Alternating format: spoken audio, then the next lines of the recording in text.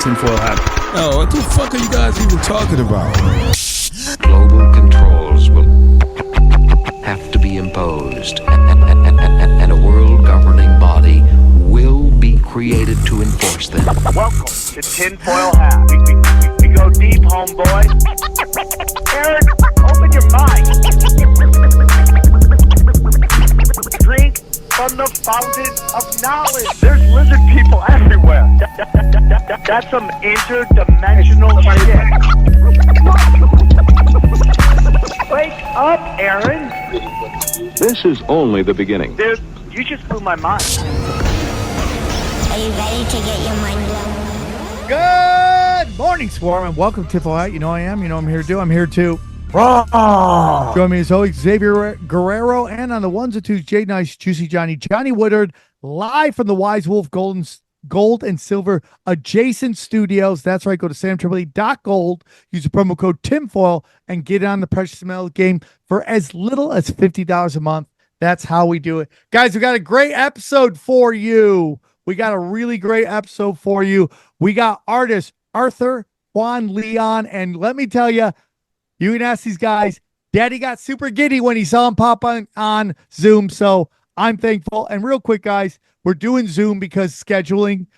We'll be back in the studio next week. We miss the studio. We love doing the studio. We've just been super busy. Schedules have been nuts. If you want to see me live, go to samtripoli.com. Going to be in Tulsa all next weekend, the 14th through the 11th. Going to be in Tampa Bay on the 6th. Going to be in Cancun on the 11th through the 12th. Then I have Columbus, Ohio, Pottstown, Morristown, New Jersey. Going to be in Arizona, Phoenix, Arizona, and in Batavia, Illinois. Those dates will be going up soon. Anything else, guys? Oh, final thing. Check out the Chaos Twins. Check out the chaostwins.com. Click the link. New episode is coming out. Get it now. Let's fucking go. Enjoy this episode, guys. Real quick before we start, there were some internet issues at the beginning of this episode. Just the first 10 or 15 minutes. So if there are a few awkward transitions, that's what that is. The guest didn't suddenly change topics or anything like that. But most of the episode is totally fine. It's just quite near the beginning. Thank you for bearing with us. Enjoy the episode. All right, let's get into it. I'm very excited to have this guest on. I've been watching him on the internet. He dropped some hammers. I'm very excited. This is going to be a great interview. I'm very excited. He's one of the most banned artist in the art scene, which is kind of crazy, man. Please welcome Arthur Kwon Lee. Damn, I got that. Yes. Thank Arthur, you for having me on, buddy? gentlemen. I appreciate you all. Let's have a nice conversation here. I'm very excited. Our good friend Heil Hibbler made this happen. I'm very excited. Nice. Thank you, Hibbler, for doing that. Wherever you are in Texas right now. Essentially one of the most censored and banned people on the internet. I've been banned on Instagram, Meta, X multiple times, multiple payment processors, YouTube, all of these different mainstream platforms. And I've been able to work around it because I've been using my brother's IP. But my IP is essentially blocked on both my computer and my phone. And really it comes down to the fact that I've been really questioning and causing people to be red-pilled about how our government is colonized by Israel. And that in conjunction to the fact that I'm also a very unapologetic Christian. I'm a Christian painter. I make biblical imagery. And before that, the other half of people know me because I'm sort of like the anti-Marina Abramovich in the art world. Yeah, a lot of people don't. There's more people who know me because of the internet social commentary. Yeah, that's where I know you from. Yeah. Trying to wake people up because I was a painter and I painted Christian imagery because my faith is very important to me. And I won Artist of the Year in New York City, and I was showing an Art Basel, Mexico City, Berlin. I was doing a lot of art exhibitions. This is a fine art circuit. And when I started to focus on painting Christendom, they just totally ghosted me. And then when I started, it's crazy. Dude. Yeah, I'm just following God, honestly. You know what I mean? Yeah, and it's we were talking about this the other night last night. We're figuring out when this episode will come out, but Last night we were talking about how do you pronounce it, Johnny? Balenciaga? As how do you Oh, Balenciaga. Balenciaga. Yeah. and why they do all this satanic pedophile stuff is because they're playing to their audience. That's what their audience wants. And now, like, yeah, it's marketing. If your base is satanic pedophiles who can afford your stuff, you're gonna do commercials and art and print that plays to them. And that totally makes sense that you would get completely shunned because you're kind of going against the grain, which is insanity. But that seems to be fit into this election, which is regardless of what you think of Trump, and we can get into that later, but it seemed to be the progressive elites versus everybody else. That's what this election came down to me. When you break it down, who's actually going to war with each other, unfortunately, in this country. And that's why when you say all that stuff, it totally resonates with me. Yeah, because anytime you hear any of these political conversations, whether it's about cultural Marxism or the feminization of the country or welfare, all these different talking points, like essentially what, those are concentric circles, but the nucleus of what we actually care about is identity. Like, who are we as a country? What are our values and who we are, right? And that's what I experienced in the art world. Well, the art industry is a distillation of this as well. And what I saw is that why is it that artists like Kim Noble, Maggie Geerlings, Patricia Piccinini, all these artists that are also being siphoned through money laundering processes and Pizzagate and all this, like, why are they getting all the limelight? Well, perhaps it's because, not the most redeemable characters run all the major institutions. Yeah. And we get scraps, man. So it's an uphill fight, but a lot of people who've been following me for a while, like, they know I was offered contracts with some galleries in Soho, and that would have been good for me financially, but I care about the truth, man. Like, I genuinely didn't want to fall in that line. So, the Bible says that you'll be walking the straight and narrow path, and it literally means that if you're seeking the truth, you will be a defector of the mainstream narrative. That's really what it's saying. So that's kind of where I am. Yeah, I couldn't agree more. At the end of the day, I do believe that's part of the teachings of Jesus, is that you are going to, if you stick with the truth, you're going to sometimes walk the path alone. And, I was just on Rogan and we opened up talking about how lonely it got for me for a long, long time. And I'm very lucky that, like, one of my favorite people on the planet, and I consider him my best friend, Eddie Bravo, was able to work Rogan for a long time, that Rogan could bring a lot of this on. Rogan operates in a very smart way. He knows how to slow drip stuff out to a massive crowd, whereas I'm just sledgehammers. But 100%, dude, like, it's like I just did Rogan, I did Kill Tony, I did Adam Carolla, I did Jimmy Dore with Tucker Carlson. You can have a discussion about what some people think about that, I'm sure. I did all that. I got one spot in the city of Los Angeles the whole week after that.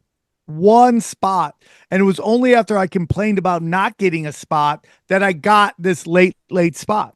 And so I've been up against it forever. I've always zigged when everybody else was zagging, because I just want to be, I have always said this, and this may apply to you, that when it's all said and done, and when I hang up my microphone, I want people to go, that guy was at least, he kept his name and he kept his integrity. Now, I am a multi-layered dick joke comic, and you could get upset with that if you want, but that's just the way my brain works. But at the end of the day, I don't compromise for anybody. Okay, we'll just keep going. We'll figure it out. If XG has to give, I just don't want to keep going. Then something happens with the recording. What do you guys think we should do? Should we wait? Recording. XG's recording. It's recording on my end, so you can keep going. Okay. Is now the host. Okay, John. Okay. So let's go back to where you were saying I'm the smartest person Arthur, please, about how I'm playing the game right. So why don't we start at that? No, I was just sharing that, at the end of the day, it really is about your integrity. And a lot of people don't understand that, at least in the fine art world, I can speak anecdotally and personally about my industry, which is the fine art sphere. The first thing I'll say is that, when people look at the fine art industry, I think it doesn't have the same social media presence or all this, but when you look at people like celebrities like Lady Gaga, Sam Smith, all these demonic manifestations that these celebrities take form as, they have their celebrities, and their celebrities are in the fine art world. And a lot of people don't understand that, just because many of these fine artists, they don't even have any social media, but they have underground inner circles where they all hang out with another. But I'm saying this because what I've noticed about the fine art industry, and I've had talks with people in Hollywood across the board who have the same analogous sentiment, which is that they don't really let you get all the spotlight attention unless there's two things in mind. Number one, you are either compromised, or number two, you're ideologically in line with them. Yes. These are highly coveted positions of attention. You're going to have to work 10 times harder if you actually care about dispelling the lies for the populace. Yes. You know what I mean? So, yeah, so it's one of those things where, like, I had my foot in this pretty big gallery, and I realized these, like, very degenerate people. And I turned my back from them, but then I realized, like, wow, if I just continue to placate this social camouflage, blend in, I could have just kept keeping up with the Joneses, right? But I think, we're more similar animals here. And to me, it's because we're real men. Because real masculinity, is not about muscles or cars or all this. It's about using your voice to stand up for what is right in your heart. That's what I've always understood. That's what the Bible tells you as well. When they talk about logic truth, that is the highest masculine imperative. So for me, it's just about being a man. It's very simple. I don't know, maybe I'm too traditionally minded, but for me, when you're born as a male with male genitalia, the deal that is given to you is that those Mongol son of a bitches are coming this way, the woman and children go this way, and you go forward. That's the deal. Yes. Dude. I just believe that. So deal. That's the deal. That's why we have to stand up for what is right and use our voice and platform. And, you do what you can with what you have, but I'm absolutely in line with you. I would have made so much more money and not have to fight every day and have targets on my back if I just bent my knee and said, okay, I'll be the Asian who's spreading the lies for you. No, I love what you're saying right there. And, just to go back before we had all the internet problems, that, when you go, they're not on social media. They're not on and there's celebrities within these celebrities. That totally resonates with me, because if you look at like what's going on in that art world, which is Satanism, debauchery, okay, and money laundering, you wouldn't want eyeballs on there. Like, whenever you hear a story about a guy who bought a banana for $100,000 or whatever it was, like, I think those stories are meant to leak to kind of make fun of the whole situation, to kind of be like, oh, this isn't serious stuff. But in reality, money laundering is happening for these giant paintings where, like, a Kurt Metzger and his girlfriend have a podcast where they make fun of art. And it's just basically like looking at this stuff going, well, why is this, and this? Well, someone decided to money launder through that and pay all that money for that. That's what gave that value. And there's a real argument that has been the basis of Hollywood filmmaking forever. That the number you see really isn't about the production. The money really is about, this is money laundering. That was too slow. That was a joke. What's that? Who? I just heard who? Somebody said. Yeah. So this is your producer? No, I'm kidding. Yeah, I don't even understand what's happening here. This is when you get too close. But yeah, man, I mean, that explains a lot. That explains a lot. I never thought about that, but I will say though that you are correct. I was actually Art Basel 2019. I was showing in a booth called Scope. This is before I got banned. Because I remember I was just getting a lot of clout and attention. I was being written in White Hot magazine. I was like the up and coming guy in the New York City art scene. So I was exhibiting in a booth called Scope Show, and the banana duct taped to a wall. Yeah. That was being sold for $150,000. Yeah. Now, come on. Obviously, what is that? That's the art gallery at the top. at the top. Now, if you look at the pyramid, let me dispel the art industry for a lot of people in a very summarized, tangible way. The art industry is this pyramid, and most people are basically just trying to fight to create a cohesive body, develop a following. But you're only invited to the top, if you have a good portfolio and you have a pretty good sales record. But that's all vetting. But the top is totally a financial instrument. It's totally a financial instrument. And a lot of people don't realize that. That's why there's only really 6 art galleries that run the entire art industry. Gagosian, David Zwirner, Marion Bonsky Gallery, Halls. I mean, there's 6 galleries, and they're all, they're all Talmudic, but we don't need to get into that. No, we'll get into that. Well, I have no problems with getting into that. We'll get into that.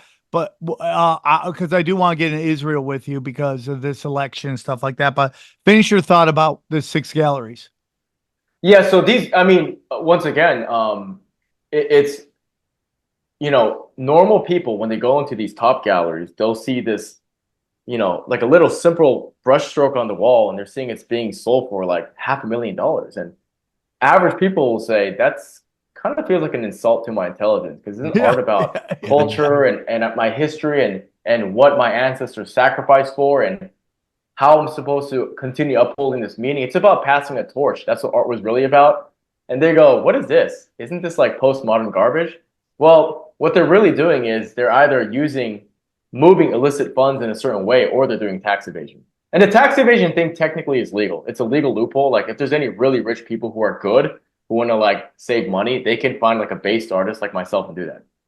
They could technically. That's a legal loophole. So explain that a rich family just all of a sudden buys your artwork for an expensive price, and that's how they launder money? They just pick a random artist, or what do you mean by that? Well, I mean, this is the thing. They don't just find random people, brother. They need to find people who are kind of vetted to a degree. Who will play ball.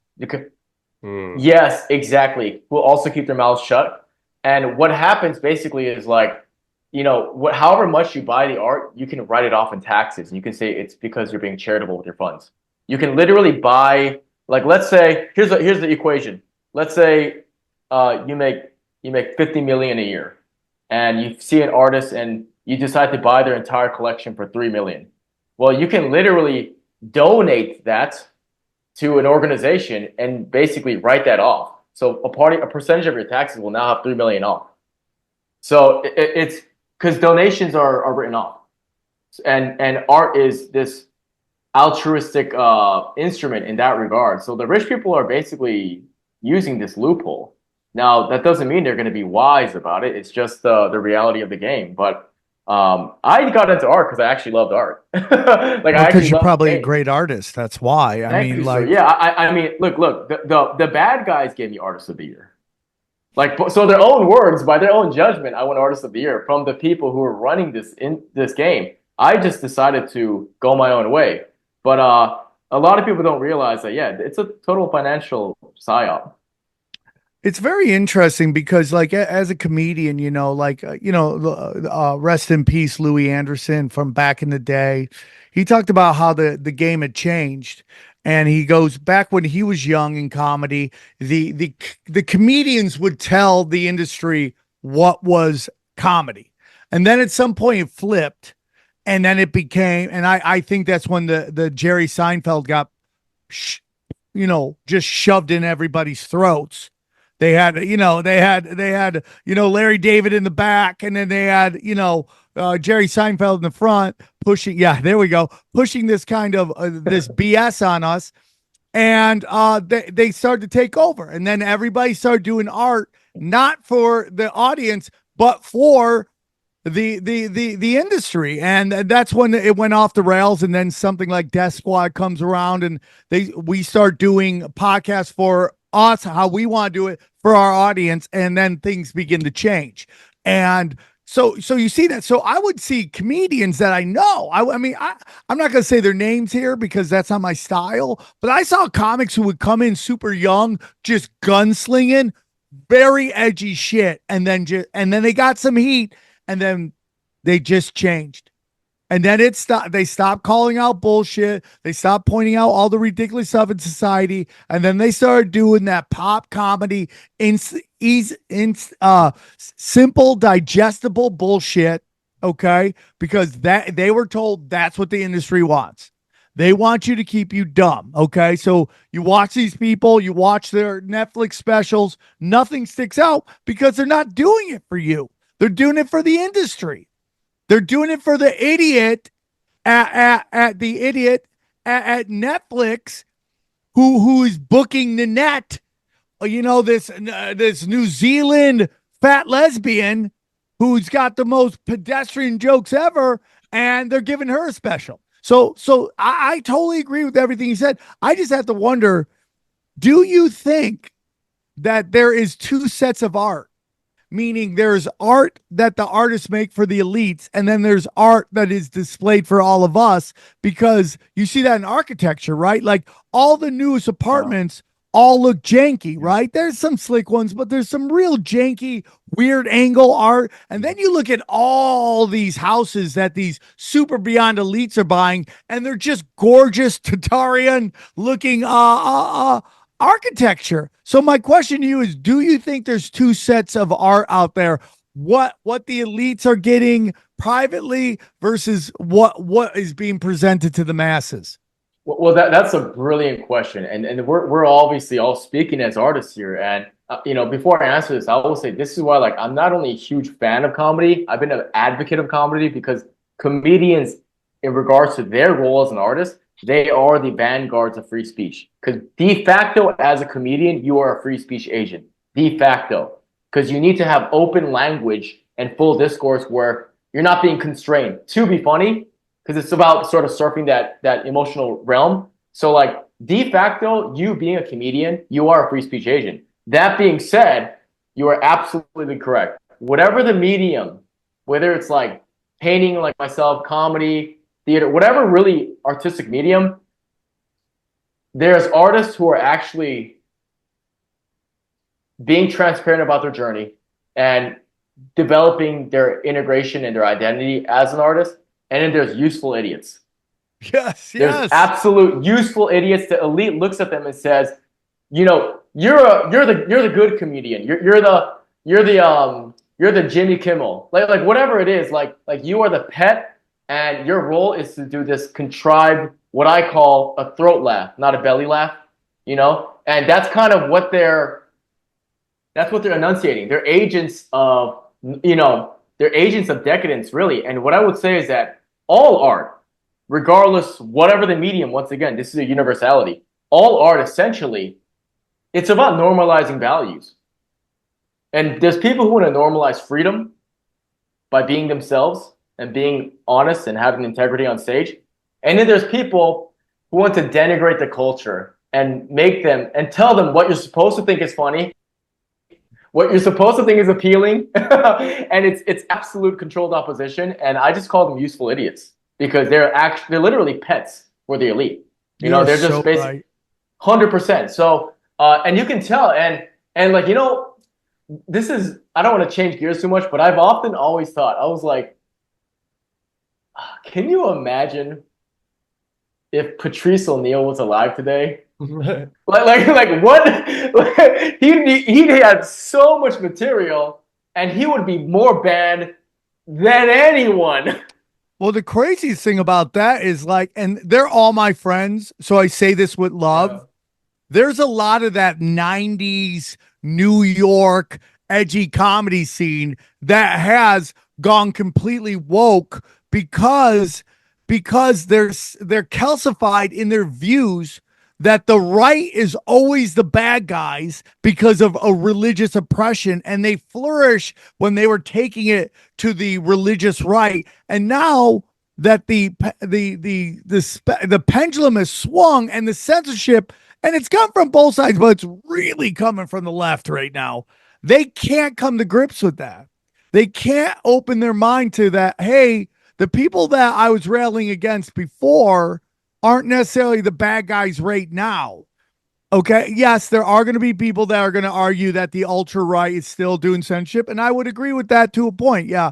But I'm talking about more people on the left are calling for open censorship. You have people like, who I love to death, Mark Maron, who is calling Trump a fascist, while his own candidate not just Kamala Harris, but Barack Obama, who he had on his podcast, is calling for censorship on these social media accounts. Like, someone needs to explain to me how that's not fascism, because it's government and big business coming together to censor citizens' rights. That is fascism. And they can't come to grips with it. Hey, guys, real quick, I want to tell you about James McMahon and Copy My Crypto. Listen, Bitcoin's been on fire, right? Did you miss out on that? Maybe, but there's tons of other coins. And the best way to find out about them is my man, James McMahon, and Copy My Crypto. Let me tell you about Copy My Crypto. Has it pissed you off to watch crypto fly up in prices for a decade and you still have done nothing about it? It makes sense. Crypto is complicated and really boring. Well, here's the good news. You don't need to know a thing about crypto to make money like so many have. The CopyMyCrypto.com membership site shows you the exact cryptos that YouTuber James McMahon personally owns, which means you just got to copy him. It's like having a big brother who knows what he's doing. You don't need to know a thing about crypto or how to invest. Just simply copy along. Okay, so let me tell you a little bit about James. He runs the Crypto with James YouTube channel, which has over 54,000 subscribers. In the summer of 2020, he told his viewers to buy 26 cryptos. Had you put $100 into each, it went on to be well worth $123,000. Of the 26 cryptos, his top pick of the year, the one he singled out called Phantom, went up 692 times from when he said to buy it, okay? That one call alone has retired a number of people, including guys in the 20s and 30s. Remember, this is public knowledge. You can go to YouTube and verify for yourself. So if you'd like to join the 2,800 members who have copied James, then pause what you're doing and head over to copymycrypto.com/TFH. That's copymycrypto.com/TFH. That's TFH. You'll not only find proof of everything I said, but my viewers will get a full access for just $1. Yes, you've missed out on Bitcoin, but there's over 2 million other cryptos. Do you really think you've missed out on all of it? Guys, don't waste your time. Go to the site and read it. Once again, that's copymycrypto.com/TFH. Guys, it's ended money worries for so many. It may just do the same for you. Copymycrypto.com/TFH. Hey guys, real quick, I want to tell you about our friends at Wise Wolf Gold and Silver. Listen, they're crushing it. Not only did they help sponsor my special, Why Is Everybody Getting Quiet, but they're making it so easy to get in on the precious metal game. $50 a month. That's all it takes to get in the Wise Wolf Gold and Silver Wolf Pack. Let me tell you about it. If you're paying attention, you know the de-dollarization is real. Fiat is fake, and you don't want to be left holding the bag when the dollar collapses. Gold and silver have been money through all of recorded history and are an excellent way to protect yourself from inflation and geopolitical turmoil. That's why I trust my friends at Wise Wolf Gold and Silver for all precious metals, all things precious metals. I love it. I am part of the Wolf Pack. Every month I have precious metals sent right to my house, and I love it. See, Wise Wolf Gold and Silver is veteran owned and A+ rating by the Better Business Bureau. No transaction is too big or too small. You can even roll over your 401k or IRA into physical gold and silver. And if you think you can't afford precious metals, think again. With the Wolfpack monthly membership program, you can get gold and silver delivered directly to your door for as little as $50 a month. As little as $50 a month. You can have precious metals. You start loading it up, man. By the end of the year, you'll have a good chunk of precious metals. Dude, it's crazy. You just go to SamTripoli.gold. You can see all the different plans they have. Man, it's like $50. Lone Wolf, Warrior Wolf, $125. Alpha Wolf is $250. And it just keeps going up. Sent to your house Right there. It's that simple. It's that simple. Easy peasy. Get in, get out, get your gold, get your silver. I love it. I'm doing it. Dude, I'm telling you, all of these affiliates I use, and I use Wise Wolf gold and silver. I use it all the time. It's real simple. So if you want to get in, this is how you do it. Wise Wolf Gold and Silver also deals in and accepts Bitcoin. So here's what I need you to do. Okay, go to SamTripoli.gold, promo code tinfoil at checkout to receive free constitutional silver. That's right. And remember, in a world of bulls and bears, be the wolf. So when I hear people like you, and I agree with you, that if Patrice O'Neal stayed on the course that he was on, he would be really upset right now because so many of his friends right now have just completely become woke. And I still love them. It doesn't mean I don't love them. And I don't think that they are hilarious. I just think that they've lost their way and they are worshiping an altar that wants nothing to do with them.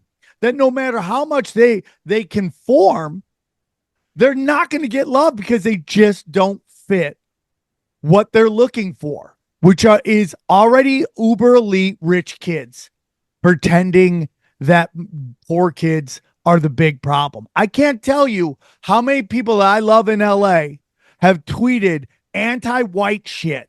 I know Jewish comedians who go, yeah, I'm a this is like in 2018 at the height of cancel culture, going, yeah, I'm racist. I hate white people. Imagine tweeting that and not getting any blowback from everybody. Well, I'm here to fix that. Okay, white fucking power, number one, and and to add to this, man, you got to understand that like you can look at a person and love them. Like there's family members I love, but I tell them they're wrong. Like I don't hate them. Like I don't even have any hate actually. I don't have hatred in my heart. It's just wrong, you know, and it's about right and wrong. So, yeah, I mean, it's rather disconcerting because essentially these people, they're worshiping a false god, and they're essentially saying I prioritize more shekels over what is right. And I'm not saying if you're fighting for what is right, you should be sulking in a corner and being broke. That's not the point. The point is that like where is your artistic integrity oriented towards?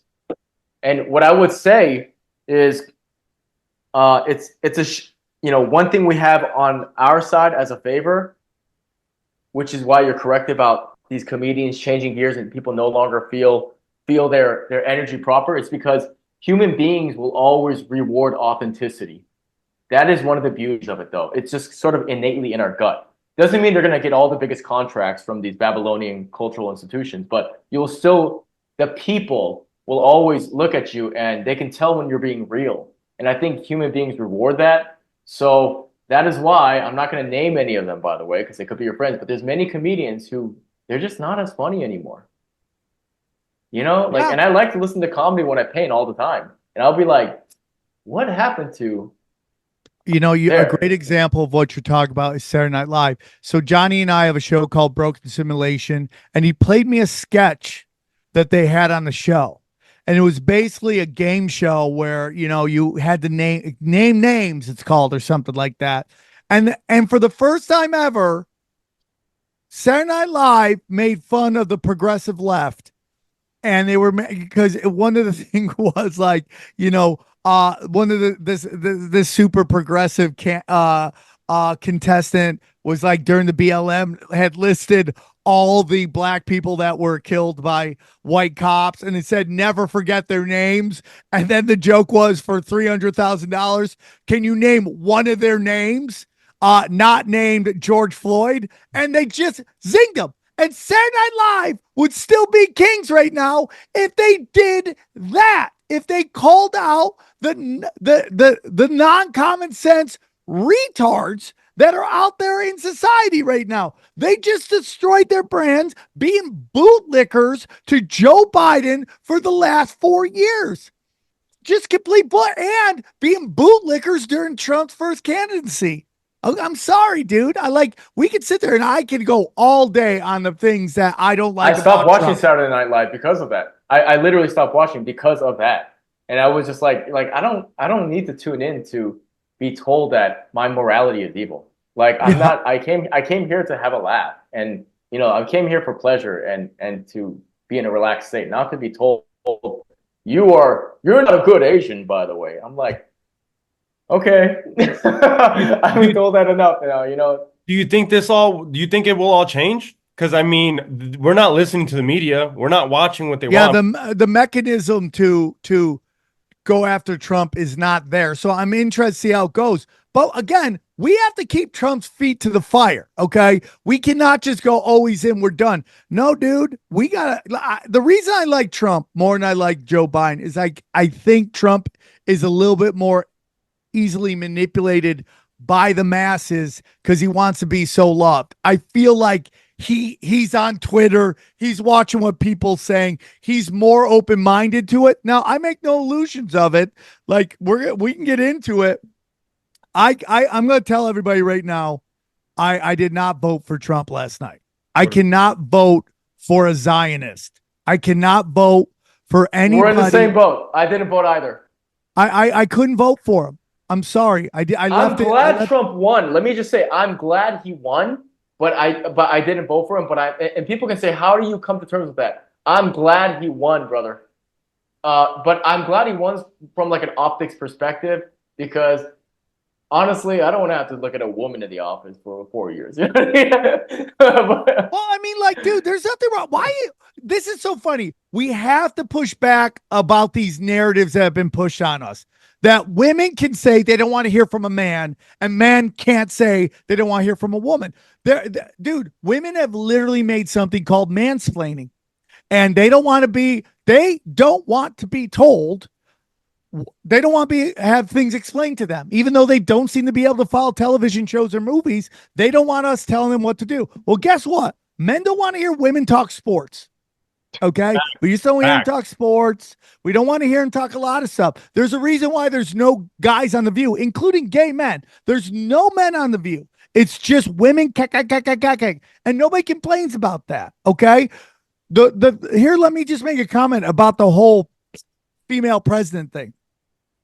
The Democrats and Hillary Clinton have completely and utterly hijacked the DNC and did not allow any women to have a chance because Hillary just wanted to win. That's all. She just wanted to be the first president. And then the DNC, in a court case, said they're a private company and they have no obligation to give their constituents the candidate they want. And that has blown up in their face yet again because they had no primary to decide who's going to be the DNC candidate, and they pushed forward the lowest rated vice president in the modern era.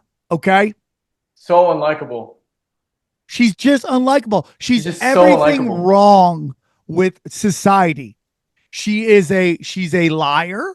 She isn't. She will fuck whoever she has to get to where she wants. She has no, like, dude, they're all talking about, they can't find any cases that she lawyered up for. She didn't do any cases.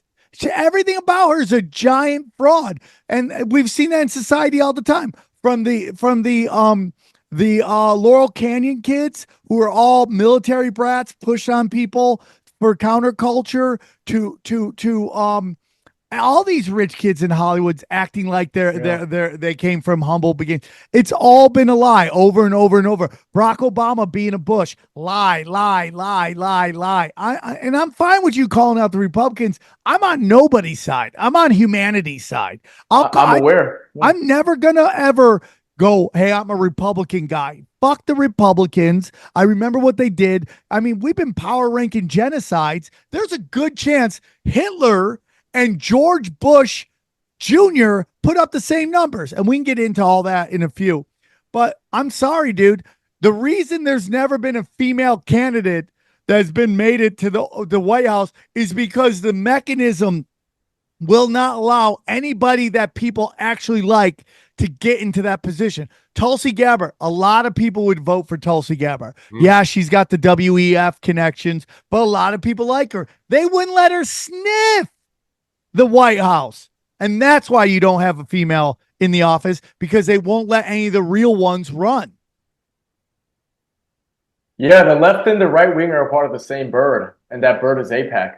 Ultimately, this is the reality of the situation, and I will say, to respond to some of what you said here, brother, I didn't vote either. And it was because the Zionist connection as well. The fact that Adelson and all the large funders behind Trump are these Jewish elitists, like that I couldn't get beyond that. But I am almost optically and sentimentally glad because I also, it could be like a small moral victory because it is like a alpha male white guy. That it's good for the optics a little bit. I like that, but you're correct. There's all of these people who are essentially these boomer sentimented Trump cultists. He's riding on that coattail without understanding that he is a shadow of the 2016 self. Yeah, I'm with you. And it's just unbelievable. And it's like everything was a lot. I mean, Obama was a straight up Bush. And you study it to the point where I go, did they purposely run a garbage candidate to get Trump in? Because they did that for Obama. They brought out John McCain, who couldn't have been more of a white male war hawk that everyone was over after the Bush and Cheney years.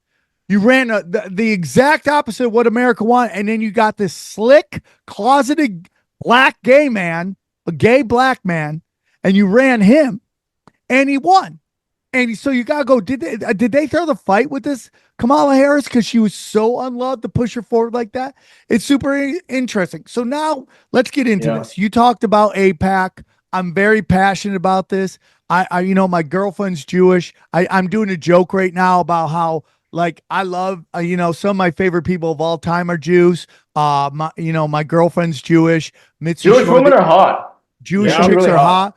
Yeah. Mitzi Shore, Jew. My Lord and Savior Jesus Christ, Jew. I actually root for Jews. Like whenever like there's a corporate scandal or there's a government agency trying to fuck humanity over, I pray, please, God, please don't let it be a Jew. And it's always a Jew. Okay. So, I mean, I root for them. All right. I'm rooting for them. But AIPAC, to be able to brag about manipulating our elections is just absolutely ridiculous. They should have to register as a foreign agency because what is happening, dude, is this $1 trillion deficit. A lot of that money is going to Israel. And what Israel's doing, it's turning right around and giving that money to AIPAC to manipulate our government. It should be illegal. And AIPAC, my friend, is only one arm of the tentacle. You also have the fact that a lot of this money connected to Israel, like look at MindGeek. MindGeek owns all the pornography in America, and that's connected to Israel funding. Or let's look at, all these censorship organizations that often target comedians. That's also ventriculated to the same people over and over again. Now, I do want to add a little pretext here. If I saw, as a Korean, ethnic Korean, a band of Koreans having dual interests and infiltrating our government and using the lump sum money we give to Korea to denigrate and destroy innocent lives in Palestine, if Koreans were doing that, I would be saying that's wrong because I'm team humanity. And what I am saying is that it's the efficacy is wrong here. The fact that our money is going to the IDF and they're causing so much damage and destruction. I just don't like the fact that our country is funding that. And I just want to make a universal statement. It's not that I'm out with a magnifying glass, where are the Jews? Oh, that'll be fun.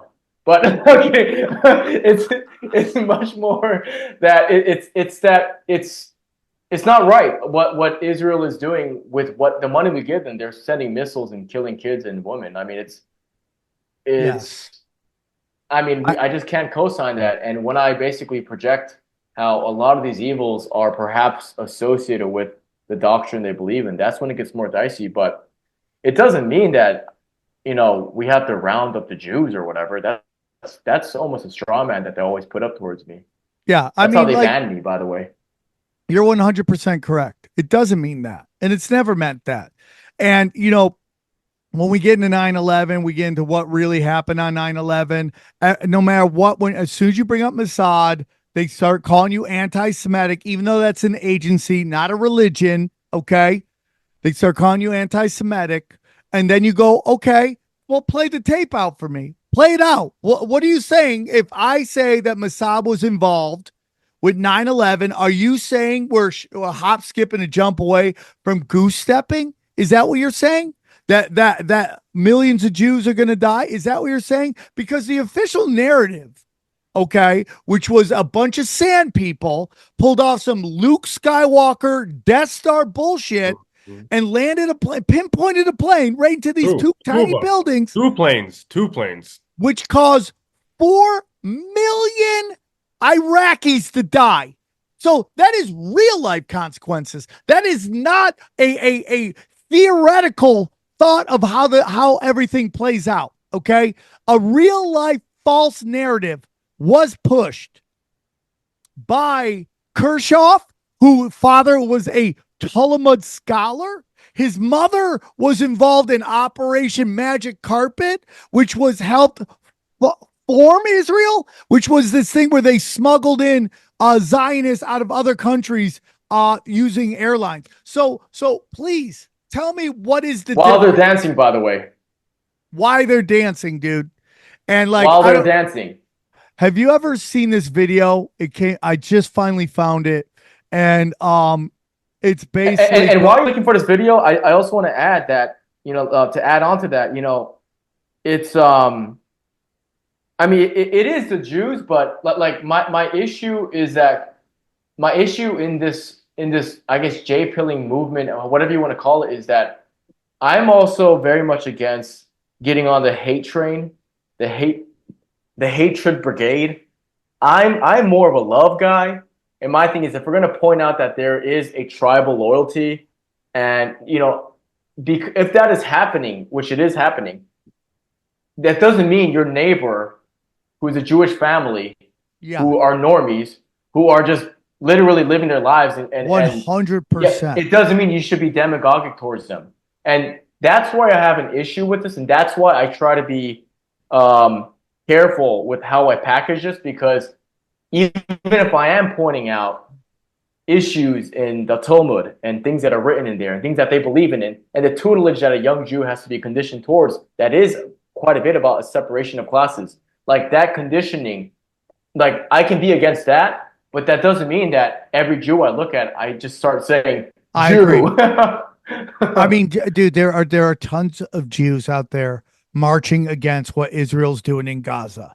Now, people say at the core of Judaism is Zionism. I'm gonna be honest with you. Like I'm a 52-year-old man. I just started looking into the Bible. I would consider myself a Christian all my life. And it's only because I listen to Johnny Cash with my friends that I am looking into what is actually in the Bible. Don't look into the Talmud, brother. No, believe me, I've looked into it very deep. And I would tell you that I guarantee you most Jews haven't. I guarantee you it. Most of them are just culturally Jewish, that it just resonates with them culturally. And I'm not trying to say that there aren't people out there that aren't Zionists. I mean, I'm just, that if you're Jewish and you're okay with what's going on in Gaza, you are part of the problem. Okay. Just as the same thing if you're a Christian Zionist, complicit. You are part of the problem. If you don't see the slaughtering of people, children, okay, under a false narrative, which is October 7th, I will tell you, and here it is. I want to read to you everything that you should know. You should study the Clean Break Report, a strategy for Israel in the 1980s, Project for a New American Century, the Mass Hannibal Directive, the Daya Doctrine, Gaza 2035, the Ben Gurion Canal Project, and the Greater Israel Project. Study all of those. Most of those are decades old ideas about a greater Israel, which is Mesopotamia. The old gods are coming back. They want to come back. The old gods want to play. Okay. That's what's happening right now. And these Messianic Jews, and you're seeing people in Israel talking about that right now, that these doomsday cult Abrahamic prophecy Jews who are like Netanyahu, who are trying to push this narrative because he's right. He really did believe. He bought all the Kool-Aid that he was the one that was going to bring in the third temple. And it's falling apart right now, and he's desperate. He's firing everybody. He knows if this ends right now, he's going to end up in the Hague. He knows it. And that's why he's doing what he's going to do. So if you still buy into this narrative that people in Lebanon somehow had something to do with October 7th, if you're buying in that Iran had something to do with October 7th, and you don't think that Netanyahu completely funded, armed, and trained Hamas, you are a lost soul, because it's always been that. Create the problem, be the solution. What's it called? Problem, reaction, solution. It is always that. I'm just yelling. I need a Dom DeMarco button. I don't know if you know what that means, but yeah, it's disconcerting. This is happening, and people don't want to. The reason why it's so hard for people to be red-pilled about everything you just said, the Queen Break memo, all of this, the founding of Israel from Theodore Herzl, and the whole justification that they have and the entitlement complex associated with that. It's hard for people because, it can put you in the seat of hatred almost. You know what I mean? There's this anti-Semitic label where the moment you start delving into this, a person can feel like, am I being bigoted? And I think that's the hurdle, because most of us, we don't want to be the bad guy, rightfully so. And it makes sense. Of course, you want to be right. You want to be just. But, I approach all of this without hatred. I just cared about the truth, and constantly seeing all of these fires that are being put into our culture, and everyone's pointing at the houses on fire, but nobody's really pointing at the arsonist. Yes. Where these fires are coming from. And that's when I went, okay, I'm not being bigoted here, but it seems to be every time I look under the table to see, the mess, I go, oh, look at the time. It's your little yarmulke. I'm just saying. So even when he said cultural Marxism, it's funny because, Jewish people are culturally Jewish. It's interesting because, what does cultural Jewish denote? Well, there's an assumption that the West has, and I'm trying to say this carefully because, again, I'm trying to say this almost academically. There's this notion of pantheism, and pantheism is this belief that all religions essentially go to the same road because there's freedom of religion. So ultimately, as long as people follow their faith, then we're all going to be loving with one another. But the problem is that these books actually say different things, right? This is not even an ethnic argument. The problem is that, if I read the Talmud on repeat, I'm going to have a different worldview than if I read the Bible. And that's a different conditioning. And there's some disconcerting things. That's all what a lot of these scholars have been bringing to the equation. Guys, let me tell you real quick. It's getting crazy. Everybody's busier and busier. It's harder and harder to cook a really good meal. Well, guess what? Our friends at Home Chef have changed all that. Let me tell you about Home Chef. I love my meal kits, okay? Being able to feast on a delicious meal without the long prep and the cook times is what drew me to Home Chef over the other guys, okay? Home Chef meals are effortless, even for someone like me who isn't making Top Chef anytime soon. I'm not good at cooking. I want to get better, and Home Chef makes it easier and easier on me, okay? Home Chef has over 30 options a week and serves a variety of dietary needs, so you don't have to worry about what to make ahead of time, okay? I love Home Chef. Dude, Home Chef even has delicious kid-friendly family meals with 18 new options each week. It's a picky eater approved and takes the stress out of dinner time. Look at some of these meals.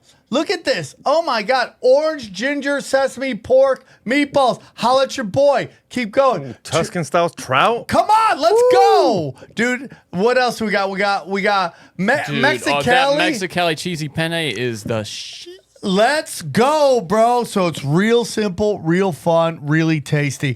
For a limited time, Home Chef is offering our listeners 18 free meals plus free dessert for life and, of course, free shipping on your first box. Go to homechef.com/tinfoil. Did I just read that right? For a limited time, Home Chef is offering our listeners 18 free meals plus free dessert for life. Amazing. Amazing. All you got to do is go to homechef.com/tinfoil for 18 free meals and free dessert for life. Oh my God. My disclaimer voice must be an active subscriber to receive free dessert. Respect. If people actually knew what the name of the Talmud was, which is the Babylonian oral history of the rabbis, that in itself should let you know that sums up when you see Babylonian, okay? And you can sit there and argue with me, not you, obviously, but people out there that push back on this talk about the Talmud this and the Talmud that, and the Talmud isn't that, and it doesn't say that. There's literally a law in Israel that if you're accused, if you're accused of pedophilia in America, you can run to Israel for safety. It's happening. Yes, and you know what? This connects what you just said, Sam. Being accused of pedophilia so I can run away.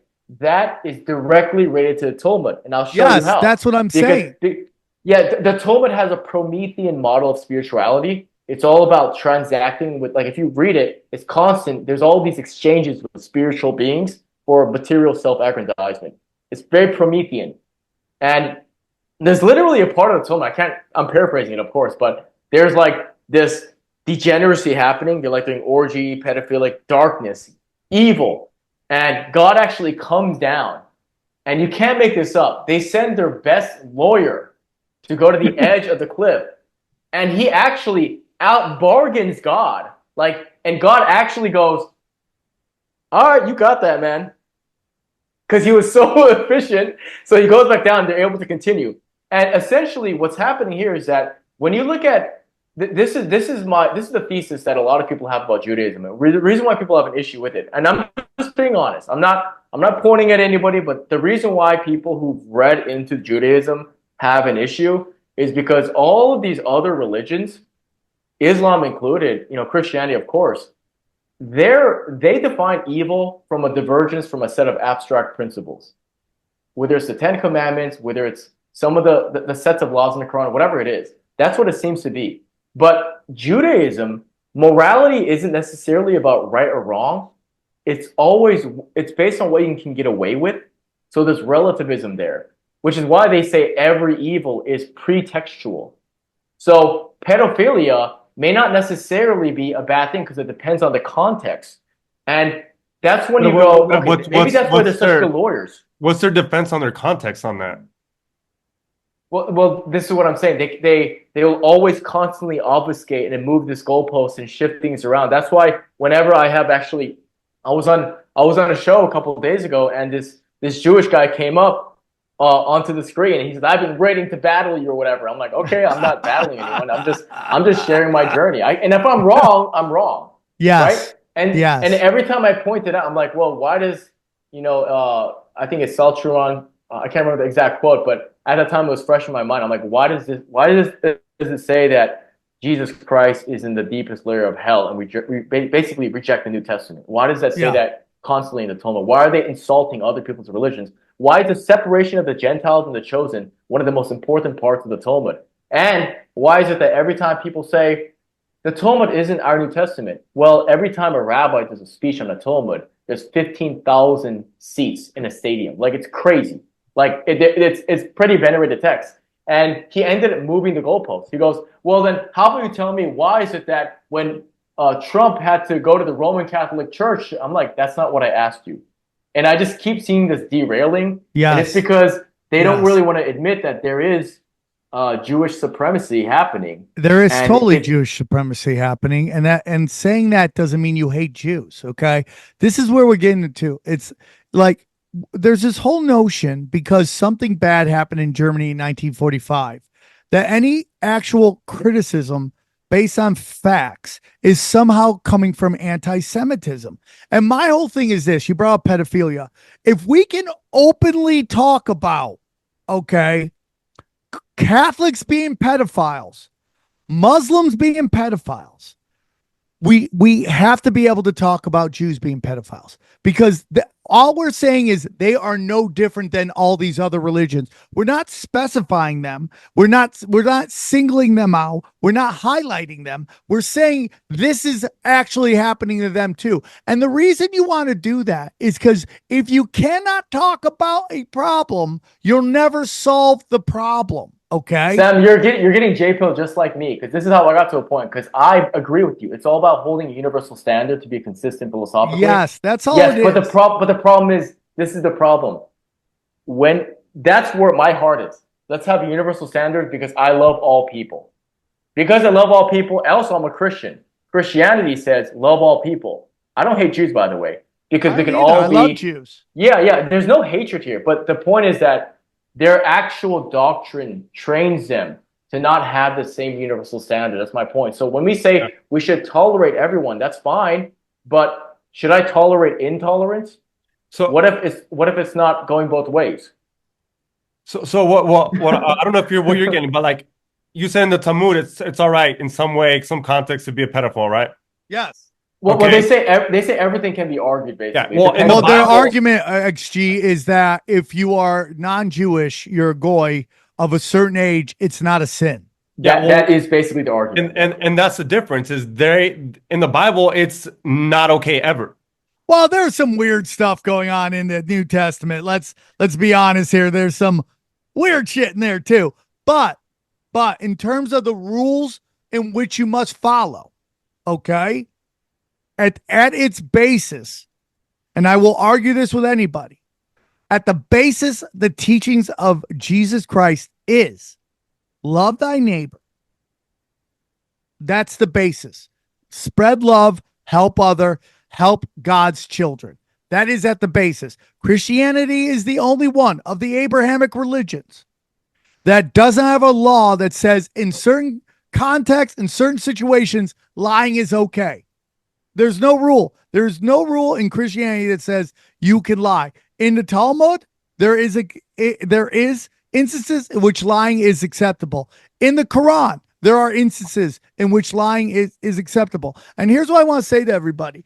When you really get deep into it, man. Come to the cross, gentlemen. Come to the cross. my belief is this, is that Israel is not really about Zionism. I really do believe that is just the smokescreen put forward to get people behind it. Israel is a land bridge, which is the quickest, easiest trade route to get goods from Africa and Asia into Europe. So how do you control that? Well, you control that through making a religious war and arming one side while not arming the other side, and actually allowing religious zealots to flourish by going, if you're going to study the Talmud, that will be your job, and you could be on state welfare, and that's going to be your job. So you're just allowing people to fester. There's nobody there. It's like a buddy of mine, when he was thinking about going to college, he's black, and his father, he was thinking about going either to Washington or this black college. And his dad said, life isn't black. You're not just going to deal with black people. You need to go to college to learn how to talk to all people. Well, in Israel, if it's all Israelis, right, and it's mostly Jewish, if predominantly Jewish, and even the Arabs there are Hebrews, right, who's going to tell you you're crazy? Who's going to tell you you're wrong by saying that Arabs are dogs? There's no other country in the world that will allow their politicians to talk about another group of people the way the world allows Zionist politicians in Israel to talk about Palestinians and Arabs. It's no other place. But that's done on purpose because they are weaponizing one side to take out the other side so they can take over and do the Ben Gurion canal that they want, the Greater Israeli Project. That's really what it's all about, bringing back old Mesopotamia. That's my honest opinion. Well, I think what you said something very profound there, which is that essentially Zionism is the opposite of universalism. Because Zionism, what's breathed in it is this idea of, once again, separating Gentiles. This is how they justify it, right? Gentiles and chosen people. And, I would even use that in a wider sense. Because again, I don't want people to think that, oh, Sam is having this anti-Semitic Asian guy on. I want you to understand that, like, when I say Zionism, like I can be a Korean Zionist. You know what I'm saying? It's like, understand what that word is as a definition. Like, Zionism is frankly the opposite of this universal perspective we're talking about. And that is the issue. That is why you can go to Israel with essentially just showing your genetic background. If you're genetically a Jew, then you're automatically a citizen. You can become a citizen there and get dual citizenship as well. People don't realize that. You can literally go to Israel if you were a Jew and just get dual citizenship. That's why pedophiles can run there. Because if you are ethnically Jew, you're in. Yeah, and it's just crazy to me the way this whole thing about trying to get you not to believe your eyes and your ears. That is a giant Marxist, dark arts, satanic view of the world, which is don't believe your eyes and ears of what's going on. They want you to believe that white Europeans are native to that area. It's just not happening. And again, I have zero problems with Jewish people having a homeland as long as that homeland, they're not slaughtering people. That's my thing. Like, you can and you know what? And that also connects to so much turmoil that is happening inside of our country, which is actually controlled psychological operations. For example, they want all these different people, these different groups fighting another, getting into civil war and hating amongst each other. And like a great example, obviously, is like BLM. BLM is Soros money. That's right now there. That's a Zionist financier right there. And the actuality is, we're sort of coming to this narrative here where people are realizing that there's a reason why the hero's journey, all of these great movies, all of them over and over again, whatever it is, from Harry Potter, Star Wars, whatever it is, Lord of the Rings, it's all about all of these people have to come together, regardless of their background, and they need to slay Sauron. They need to slay I'm going to basically call it Zionism right now so I can be more kosher. They need to slay this evil, and they would rather have us all separate, fighting each other. That's really the lesson that I've come to see. And a very important part of us actually progressing in this dialogue together is that we need to be able to approach this with balance. And when you talked about Christianity being the only Abrahamic religion that encompasses love, well, Christianity, and hear me out when I say it, it's kind of very Tao if you think about it. It's very balanced because you're correct. The Old Testament does have a lot of fire and brimstone. It's very scary. Tower of Babel, Cain and Abel, the flood. It is constant. It's you play God and he comes in and he destroys you. You're doing these bestiality orgies, which is happening in Babel. They destroy you. And that's happening over and over again. But in contrast to the sword, which is why I always paint Christ with sword, and also like I put it always balanced with it, is the New Testament. And the New Testament is literally called the good news, because Christ's whole point is that if you understand not to play God and if you follow these commandments, all you have to really do is go from the womb to the tomb. Like, it's kind of free. That's sort of the Christian Zen. You know what I mean? And I guess what I'm saying is that Jews, they reject Christ. So their reaction to the Old Testament, because it's all about this, it's basically power dynamics. If that's the case, Christ said, okay, if it's all about power dynamics, we should accept, forgive, and go forward. Jews reject that message. They actually crucify him. But that's what their sentiment is there for. This is reality. We need to acquire that power, which is why 2% of the population in America runs 90% of the infrastructure. Yeah, and that's a real question. Yeah, you can't listen. If you go Jews, why Jews? Okay, I'm going to have a problem with that. But if you go, how is 2% have? How is 2% won 40% of the Oscars? Right? How does 2% have an like what's it? 30% of the Supreme Court? It's some crazy 20-30% of the Supreme Court. How are they running all the Ivy League schools? How's that? That's a real question that I would like to talk about. That again, And this is why they hate the term Zionist, because it allows people to have a conversation that normies can't have. They can't have it because once they hear it's like why I hate Europa, right? Like people like watch Europa and they're like the Jew, and I'm like, you're losing everybody. You're just preaching to the choir. What we have to do is get people to wake up that there is an ideology out there that is anti-human, and it has a name, okay? And in reality, there's levels above that as well. There's levels above that. These people at the highest level, the black nobility, they're not any of these Abrahamic religions.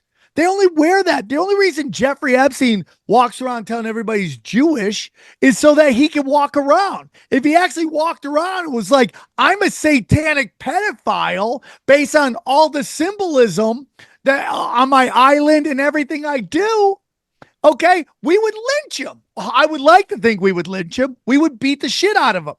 That's what they do. Street justice. But they can't do that. I would argue though that people who actually practice the Talmud and the Torah as well, and Kabbalah, which is Jewish mysticism, that is a stepping stone towards Satanism. I would argue that, because even when you look at the Satanic Church in the temple, it was formed by Anton LaVey, whose actual name was Howard Stanton LaVey, and Moshe Dayan, who's is literally one of the people who founded the IDF, was the one who wrote the Satanic Bible and gave it to Anton LaVey here. So it's an uncomfortable truth, but yes, I agree with you. You know, I would say the people who, mainly these keyboard warriors, by the way, who are anonymous on X and they have like Julius Caesar as their profile photo. It's like, because I'm white, I'm there for that. It's like there is a LARPing phenomena going on, and they do bring the conversation to a lower IQ, because instead of actually talking about salient points about the history behind this power play, they would rather just go, yeah, Jew. And it does freak most people out. Like normie people have to understand, if you want to actually have people look at things with consideration and depth, you can't just be shouting at a rooftop and screaming racial profanities. Like normal people are going to look at you and go, no, you're a fringe crazy person. So if we want to actually wake people up, we got to have some class about it, actually. Yeah, I mean, I'm with you on that. I'm with you on that. We have to have real conversations. And that's why I believe that there's certain things I think that are God sent, even though they may have been created by man. I think oil is God sent. I think God gave us oil so that we could create all this amazing stuff. And that maybe we've come slave to it, but people are starting to wake up to that as well. Not that global warming is or climate change is real, but the notion that there's a limited supply of oil and that we're just being played with by these fucking pieces of shit, fake House of Saud motherfuckers, right? They're waking up to that, okay? But also the internet. And for whatever, everyone always thinks that these super elites are 5D chessing us. I really do believe that the internet got away from them, and for whatever Elon is, okay. And I'm all for that. He's part of this like trans agenda bullshit, okay. Whatever he did, Twitter changed the game and allowed people to have a real dialogue about what is going on in the world. And even if it's temporary, which I don't know how they put it back in, they lock it down. People are waking up to it every day. I think the internet has totally saved agree. us. I think it saved us, and it has allowed us to be where we are right now. And when Obama is getting booed and heckled at his own rallies for Kamala, that's a sign that there's been a conscious shift. And is it perfect? No. I do believe that a paranoid society is the best society, and we should hold Trump, RFK, Tulsi, Tucker, any of these motherfuckers that are supposedly white knighting us right now. We should be holding them accountable every moment. We should not give them a moment of rest and breath. We should always be like, this is what we want. Either you give it to us, because now we've gotten rid of the Democrats. We'll get rid of the Republicans next. We'll figure it the fuck out, man. So you just said the Democrats are out. We'll get rid of the Republicans next. You don't think this after Trump, it's the best time to create a third party, something different? Because I mean, who else would run for the Republicans after Trump that is anything like him? No, I think like, dude, there is that book, The Last President. Good question. I mean, dude, who do the Democrats run after this?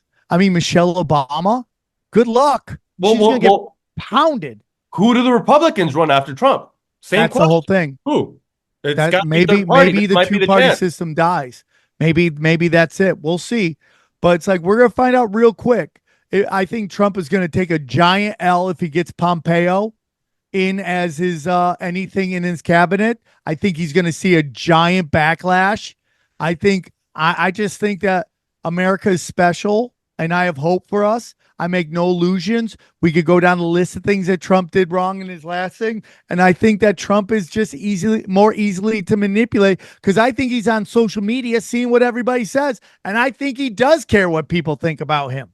So do you think he's got to stop one of the wars? He's going to stop Ukraine, Russia, right? He says he wants to end the Gaza war. And I think Trump is smart enough to know you have to play a game. You have to play a game. And Israel is on the brink of, I'm sorry, guys. I know people, we've had great guests on the past that are just like, Israel will be fine. I think they're on the brink of collapse, and they are on the brink of being a fallen state after this whole thing. They've extended themselves. Iran has completely outmaneuvered them by being silent and not retaliating in a real way to kick off World War III. Dude, Netanyahu's been trying to do anything he can to bring everybody else into this war, and these poor countries have had to sit there and watch their peoples get slaughtered because they know World War III is 10 times worse for them and 10 times worse for humanity. So they've been playing this long game, and I just think that we're going to see sorry about that. My camera's just glitching right now. I don't get it, but here we go. You're spitting bars so hard that you can't keep up with them. So I think Israel's in deep shit. So I there's just some people out there that are just unself-aware. I'm just watching people go, Israel's in deep shit. And it's so funny about Israel because Mossad is the greatest intelligence company out there.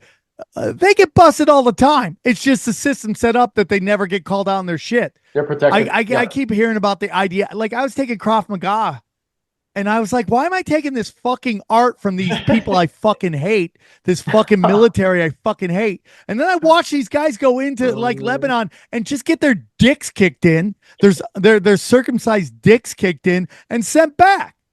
Okay? Like the IDF is not a good army, a good military. They can't win unless they're just a protected class. That's all it is. They really are. Yeah. And again, this is not against Jews. I love Jews. I live with a Jew. I love her to pieces, even though she's very mad at me about what happened last night. I'll take it, But it's like they're not special, dude.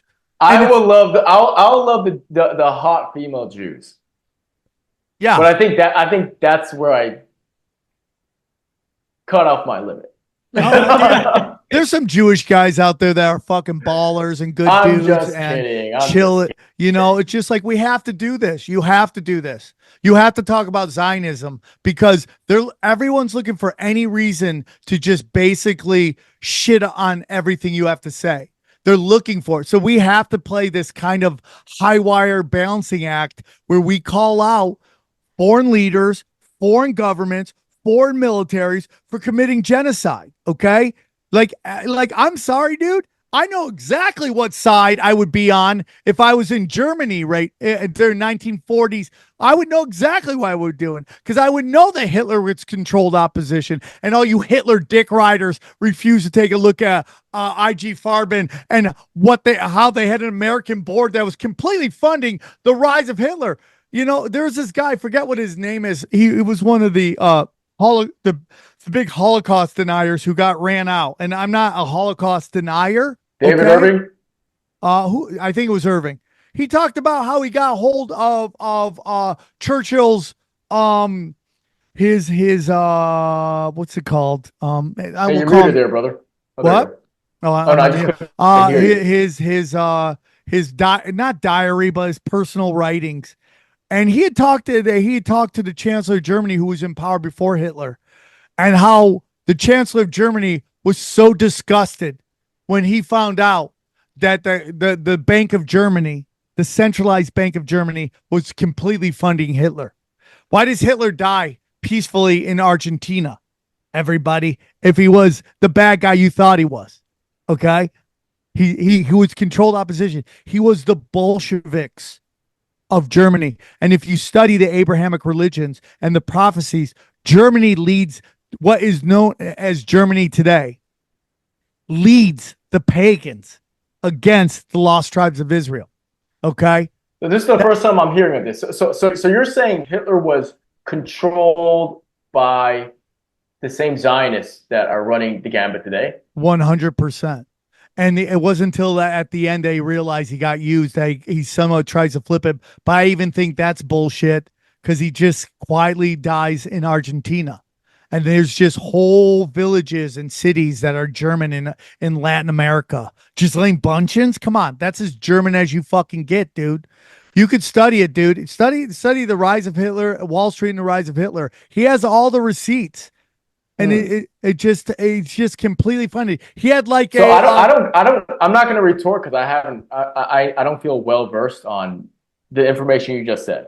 But let me just play devil's advocate. And I'm not a Hitler dick writer. I'm just playing devil's advocate here. Could it be that he had to use your own system against them because they're in such an economic debt and they're in such a depression? Why are they in economic debt? Let me ask you. I'm not trying to go at you either. I'm just asking. Please. Yeah. Why are they in economic debt? Well, this is them suffering under the shadow of the First World War, and then the fact that they're under a system that is owned by specifically? The Treaty of Versailles. Hold on. Why is that? Because 25% of their GDP is going where? You tell me. It's going to something called the Bank of International Settlements, okay? Which was specifically created to get reparations from Germany after World War I. World War I was all bullshit. World War I, everything. World War I, like I said, yeah. World War I, World War II were all set up to take over Mesopotamia, Israel. That's what it was. The first World War I was about destroying the Turkish Empire that would not give the British elites Palestine.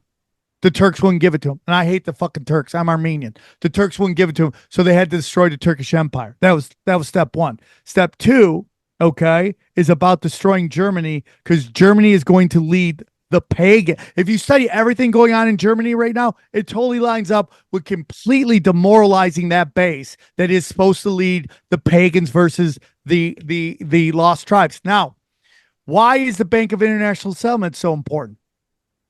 Because this is the bank that is taking this is the bank that is the centralized bank to all the centralized banks. Okay? It is the headquarters to all the centralized banks around the world. Why is that important? Because it was set up to take money from Germany. Why is that important? Because it's in Switzerland.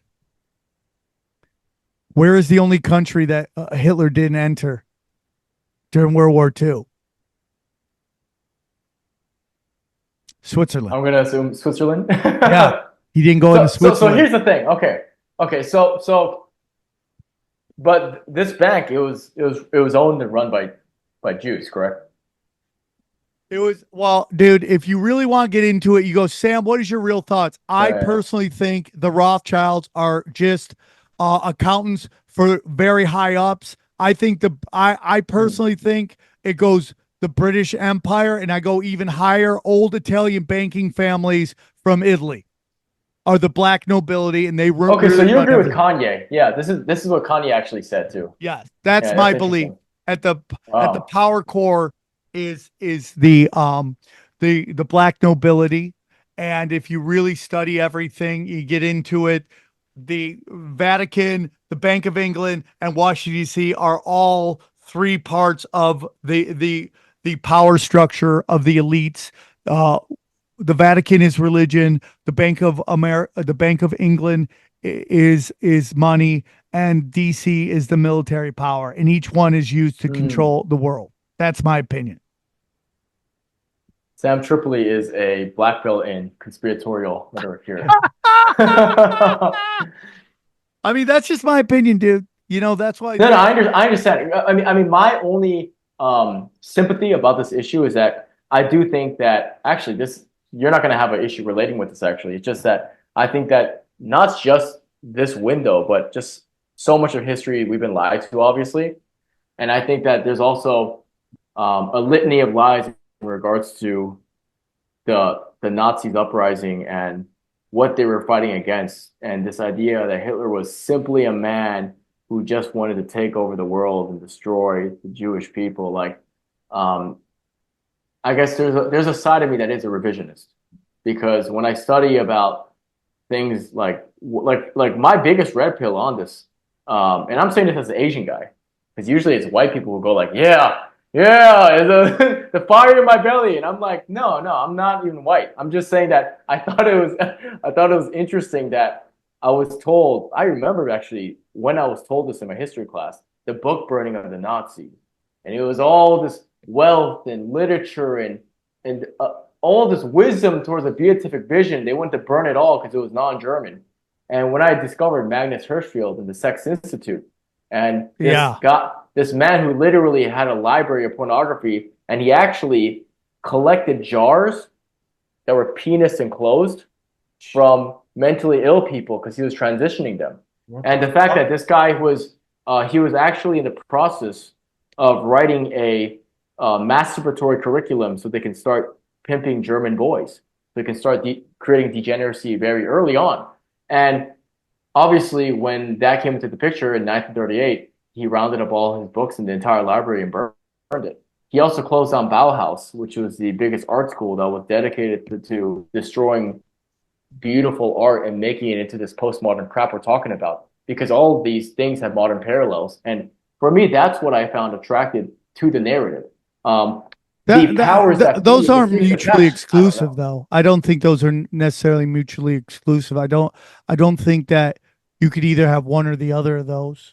I just think there are some. I think most people, and actually, we've come to agreement here. Most people just don't understand World War II properly in general. The entire because we're sold on lies, and it wasn't until the internet in which we could exchange ideas that we can go, hold on, what? You found what? This did what? That happened? Because I was told the exact lie. The exact opposite. I just discovered so many of these lies. I was just like, wait, that was actually the reason why. Wait, what? This is going on? And then you learn about how like he didn't even start the war. It was actually Great Britain, and it's Poland controlled opposition. Poland kicked the war off. Poland was killing. This is what I'm saying. So it's like he is one of the most lied about and misunderstood people. Now, there's probably things I don't know about as well. Nobody, he's not Jesus. That people that try to venerate him towards. And again, like if I ever was in your neighborhood, man, and we're having a bite and your girlfriend's there, I don't care. She doesn't care. She gets sensitive when you go off on Jews, but she despises what Israel's doing right now. And I wouldn't do that anyways. Yeah, I get it. Maybe listen, man, Hitler isn't what they want. They needed you to hate Hitler so that people like our Homeland Security leader can, when you criticize him on the border, you go, my parents have survived the Holocaust, and try to get you to run off.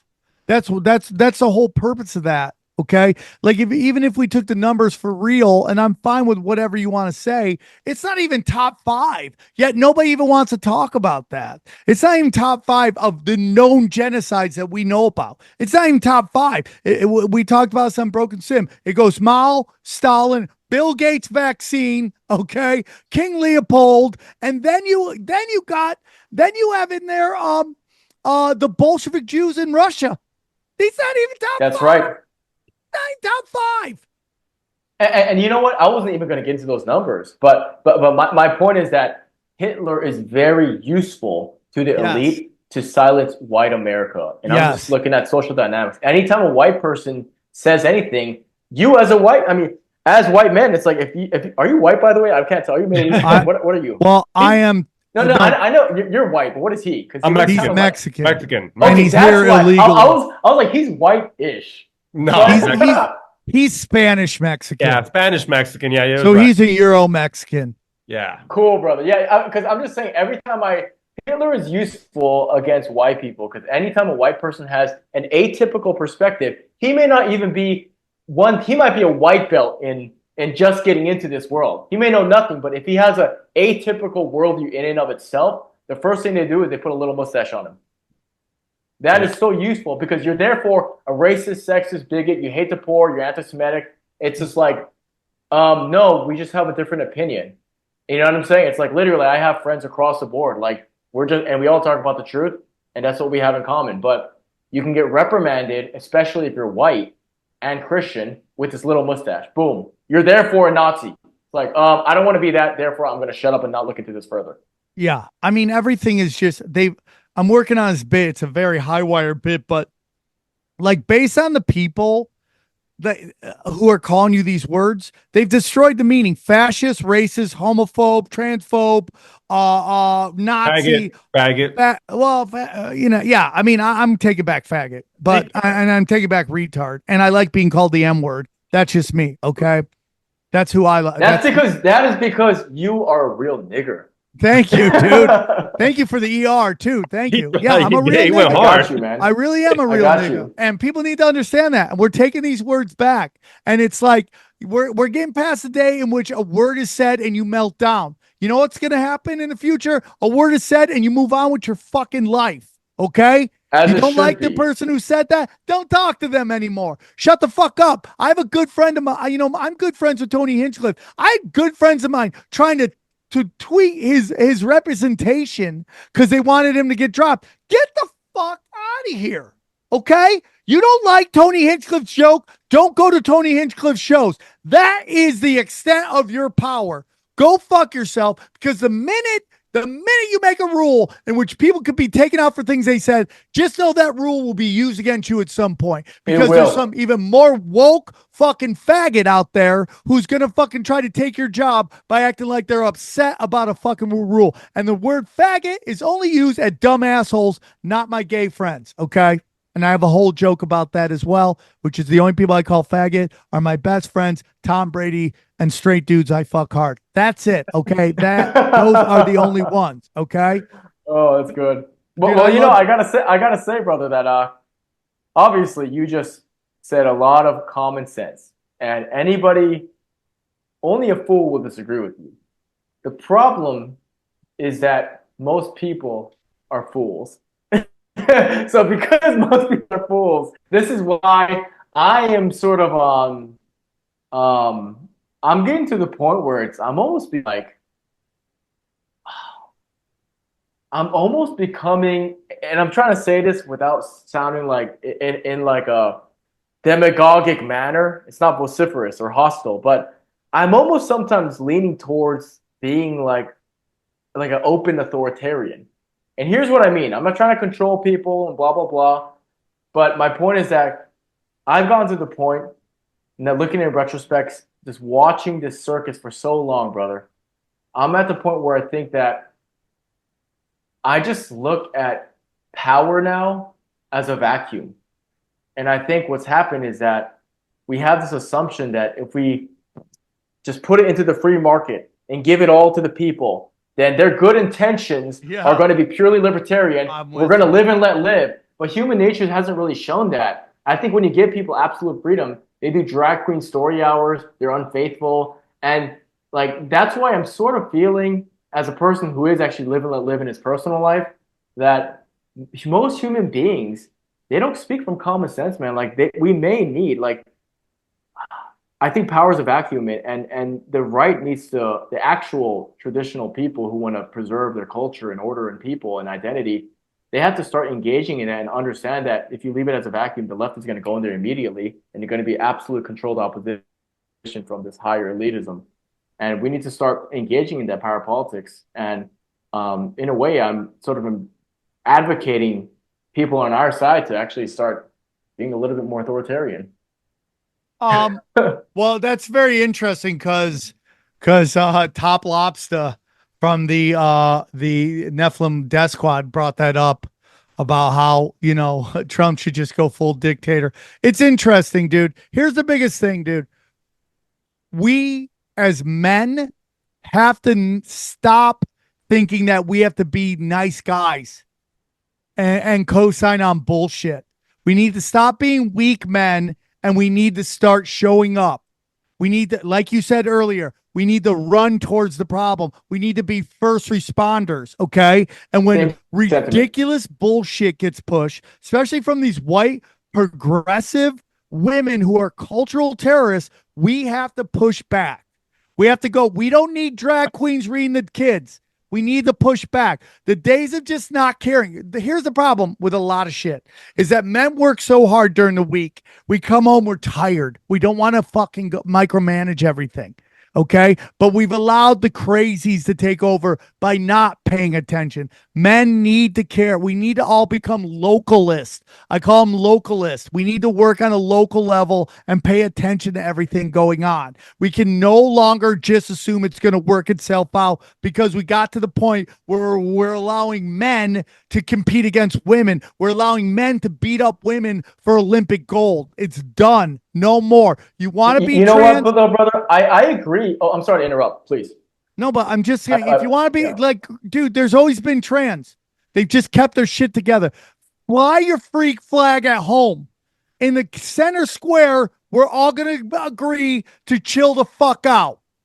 We're going to have three things that we always 100% fucking protect. We protect children, we don't steal, and we don't commit violence. Those are the pillars that we must enforce at all times. Because the minute we don't enforce that, society crumbles. Protect children at all costs. They are the future. And these leftists are all in fucking therapy for childhood trauma, turning around, trying to inflict trauma on the future generations. You protect children at all costs. You make it so violence cannot happen and not acceptable. And violence is met with even more violence, okay? And then we don't allow stealing.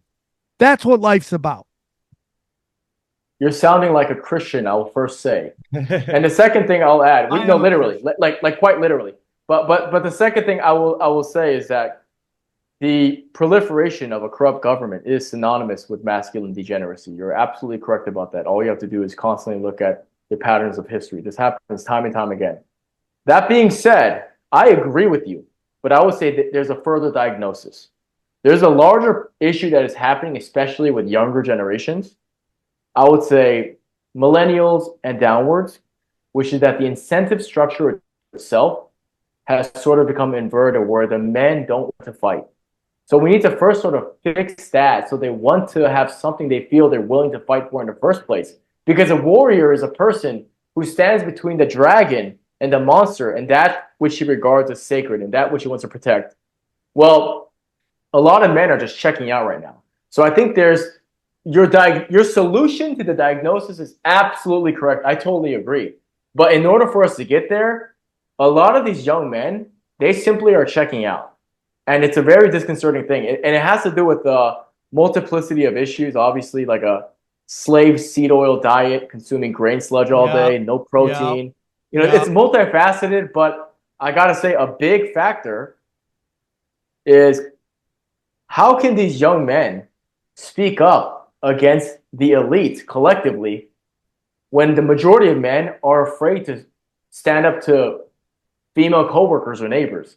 There's right now a gynocentric phenomena happening, and there is an issue right now with the incentives of men are simply not there for them to go out and fight, which is what they should do. And that is, to me, an underlying issue that if we don't solve that, we're not going to fight in the first place. Not even that. Some of my homies are so corporate that they go on dates and they talk to girls like they're at work. Yeah, and women did to themselves, and they're feeling the blunt of it. People aren't hiring. Feminism is evil. That's all I'm saying. Yeah, I'm with you, dude. Well, I want to end on this. What is the future of your art? How do you move forward? Are you doing independent galleries? What's the future like for you, Arthur? So I'm currently homeless in that realm. Okay, so once again, I got banned from the art world. and I walked away from money. So I said, okay, let me try to go on my own way here. Conservative Inc., all the controlled opposition Con Inc. people, they heard about me being canceled for being Christian. So like, if you look, like Dennis Prager has my art, Larry Elder has my art, Daily Wire people have my art. So I was going to be this Conservative Inc. Asian guy who paints, but then I talked about contradictions and their loyalty toward the ZOG, and then I burned that bridge as well. So and then I said, you know what? Then I have to go independent. I need to create social media. But now I'm banned off social media constantly, and my IP address is literally banned. So I'm in this place where I'm just basically being too real for the game. And I'm not trying to sound egocentric when I say that, but quite literally, I can't explain this phenomena any other manner. So I am an independent artist, and I survive from the base elite who have the money, who love art. They're the people who get my art. That's how I've been surviving for several years now. So, if there's a gallery who has the balls to showcase somebody like myself, that's the way to go forward. But I will say, in the meantime, you can go to my website, Arthur Kwon Lee. On X, I created a account. I don't know how long I'll be able to keep it, but it's at Bad Asian, BADAZN. I love it. I actually heard this. I heard this elitist actually say he's a bad Asian. I said I'm going to use that. And then on Instagram, I have a backup account, and they'll never find me because it's so secretive. My Instagram account is at not Arthur Kwon Lee. It's so clever. Telegram, Rumble, and YouTube, Arthur Kwon Lee. I'm working around it. I don't know how long I'll be able to stay there. Substack, Arthur Kwon Lee as well. Everything Arthur Kwon Lee for the most part. But X is Bad Asian. And if you guys want some beautiful art in your home and care about beauty, then yeah, I'm the guy. Well, brother, I'm going to talk to you, maybe getting a piece. We'll figure it out, how we can make it happen. Dude, I'm so excited that you came on the show. I don't know if you ever make it out to LA, but if you're ever out here, dude, I'm going to email you. I'm going to text you my number, email you my number. You can call me anytime. I'm so thankful that our boy Hell Hibbler was persistent to get you on. It wasn't personal. I was just running crazy, but we finally made it happen. And I'm so thankful. And I thought it was just great, man. So thanks for coming on, and we appreciate you. Thanks, both of you gentlemen. And Sam, definitely, I'll let you know if I'm in town, man. We'll be in touch, and God bless you guys. All right, man. That was great. Thank you so much. Well, let's get into it. Look who's back. Johnny Woodard, John W. hanging out. Courtesy Took of a little Verizon. time off. Watch some pornography while we went deep. Always.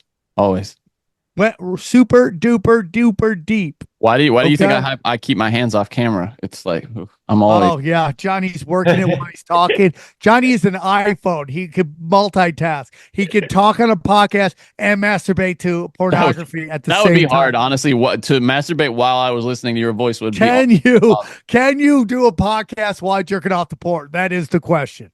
Dude, I will. I've been close to that. I've been close to that. Oh yeah, you've been close to doing a podcast and sleeping. No, I swear to God, Sam won't believe me. Wet dreams don't count, XG. Okay, I do not want to hear about you beating off to why we're doing the podcast. Dude, no, I wasn't. Some girl gave me head while we were doing the podcast. What? Oh, come on. When? No respect. With you. I'm kidding. You guys no, swear. he's not. He's not kidding. Oh my God. What kind of world do we live in? Open world. I will say, I saw that they were giving Gavin McInnes shit for pissing in a bottle while he was podcasting. I've done that several times, I will say. Oh, Johnny, living dangerous. All right, guys. What'd you guys think of this episode? I thought it was fantastic. Johnny, you were great on it. You asked a hard-hitting question. I thought it was my best episode ever. Oh, that's microdosing talking right there. That's the microdose talking. So Johnny, while you were whatever you were doing, while I was having a real conversation with a real artist. I was editing. Okay. Johnny, you brought up something about Jon Stewart, which I can't wait to curb stomp, but go on. Well, he posted this funny video where he was talking about how he never wants to hear from pollsters again. Pollsters are full of shit. They don't know shit about shit. He said they could blow him. Thought it was pretty funny. And then okay, cool. And then he went back at each of the last elections and showed people just having bad takes about what they mean for the future of the country. You know, he had like Lawrence O'Donnell after 2020 saying that Donald Trump will never be able to set foot in the Capitol again. And then John Heilman was I love that. Donald Trump is a pariah. He's a political pariah. You know, he's an outcast. So it was funny. I love it, dude. Well, here's what I want to say.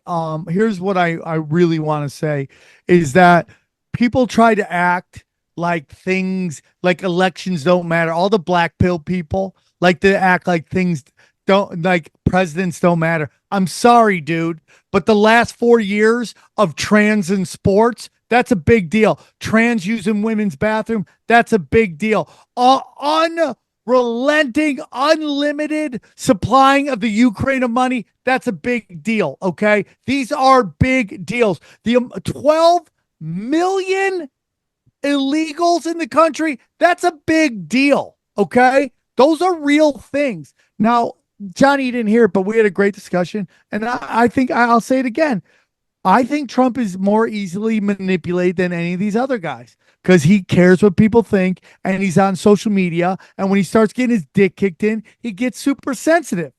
I think we can manipulate him more. Bring in all the savages. That's what I say. Let's see how it goes. I don't want to live my life in a black pill. See, but when you say that, that's also scary because who's going to manipulate him? What if the wrong person starts manipulating him? No, I don't think he's that dumb. I just think when the sentiment comes that people are going, what the fuck you doing? He listens and he pulls back. I'm hoping that we can get him to stop getting Pompeo on. That's my belief. I mean, Pompeo's literally the guy that stopped him from releasing the JFK shit. Yeah, I mean, Pompeo is a hot garbage mess, dog shit, dude.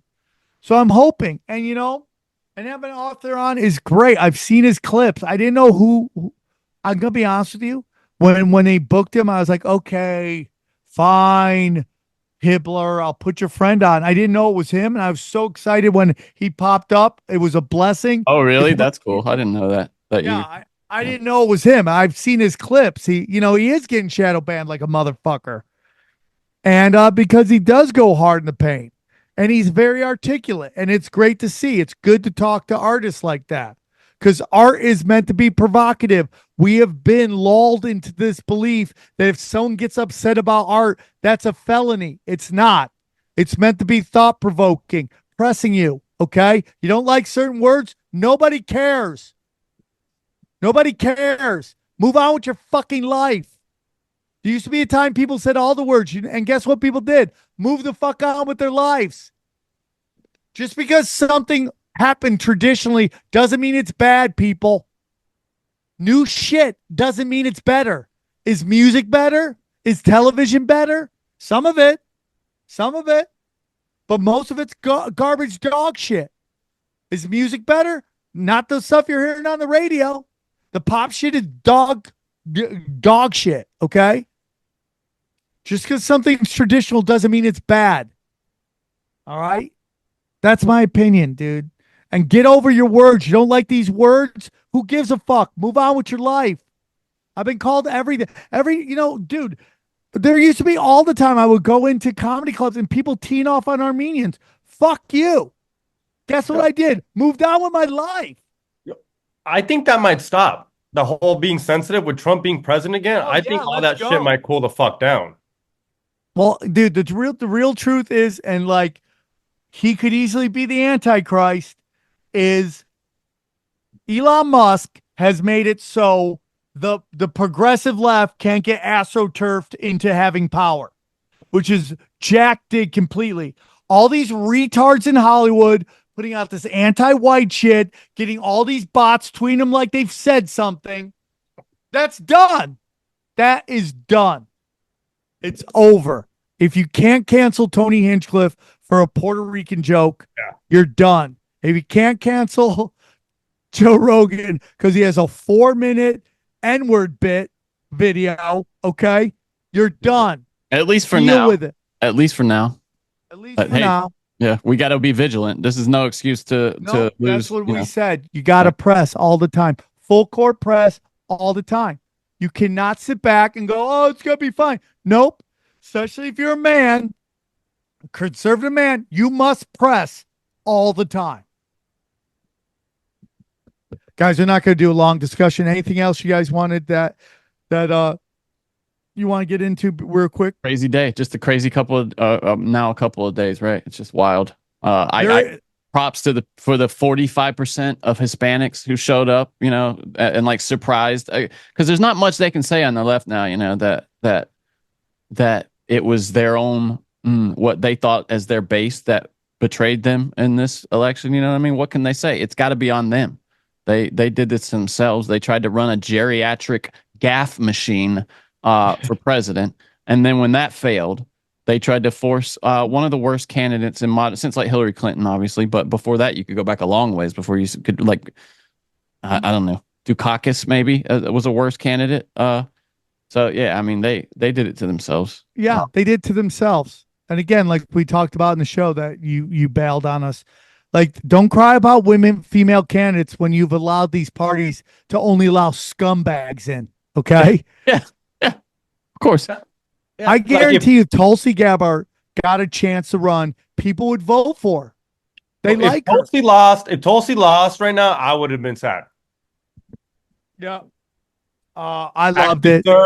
She actually served, was a mayor in Hawaii. Like, what more? Well, actually served. That to me is the biggest one where I don't understand how you can go be a president and send people to war where you've never served or at least enlisted. That to me blows my mind. I agree, dude.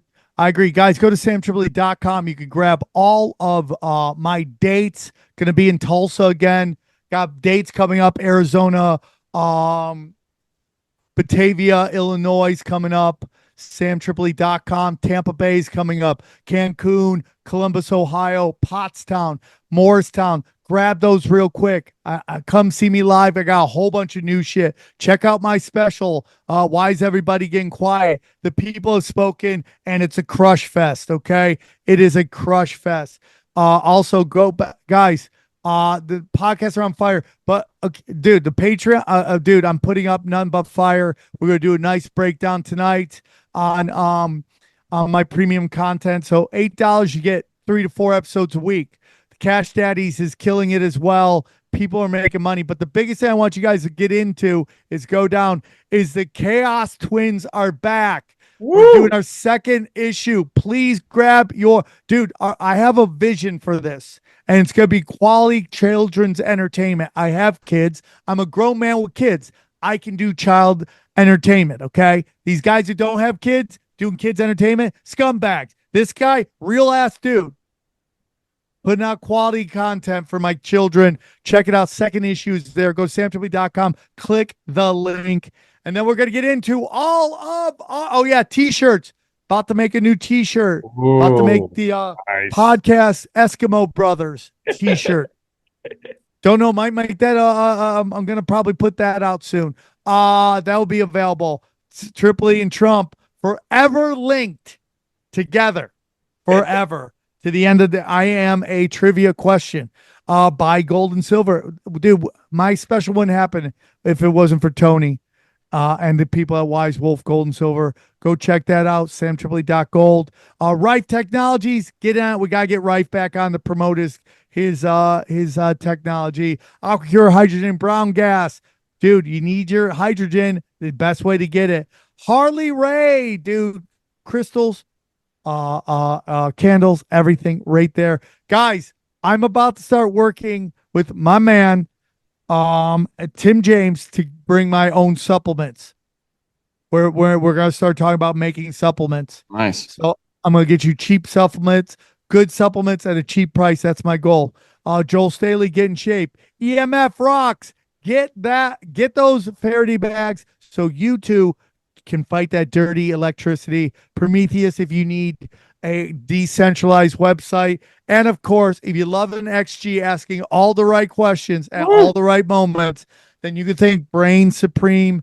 And what is the new one? You just go click that. You get 25% off. Yeah, you get 25% off now, but it's a different banner. But yeah, 25% off, same promo code. And you get some nice little shrooms from the homies from everywhere. You got different from ones. The homies. Yep.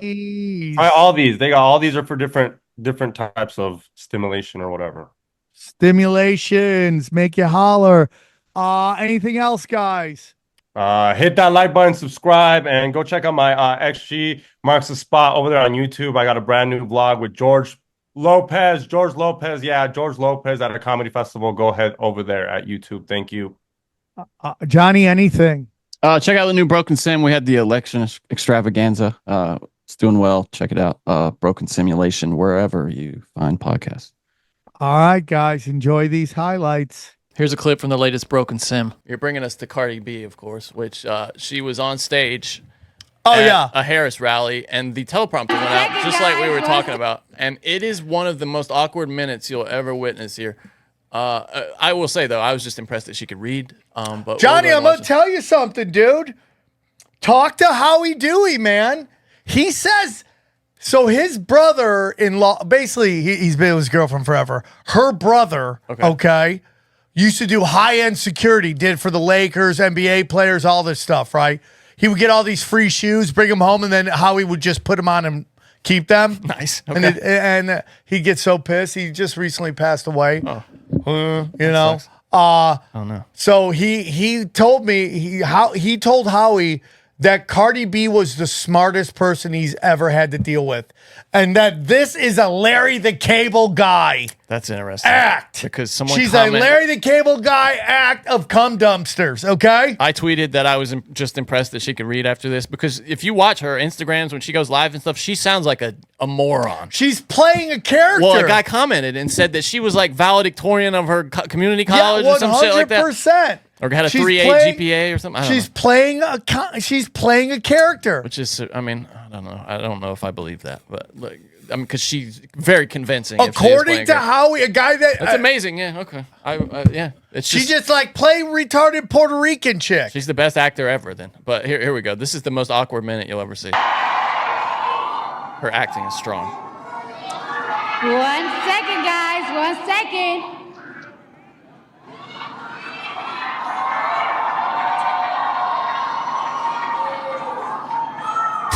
Taking her gloves off. Hands got sweaty is what happened right there. Okay. So I don't take lightly the call. That's the part she remembered of the speech is what happened. So this is hilarious. So let me ask you something, Johnny. Okay. Let me ask you something, Johnny. Like, there's always these presidential elections. There's all these elections, and I'm being honest here, and I'm not looking for a particular answer outside of your honest answer. Mm-hmm. Does your life seem affected by these elections? Not in the slightest. No. Nothing. So you think your life just keeps going the way it is? I do.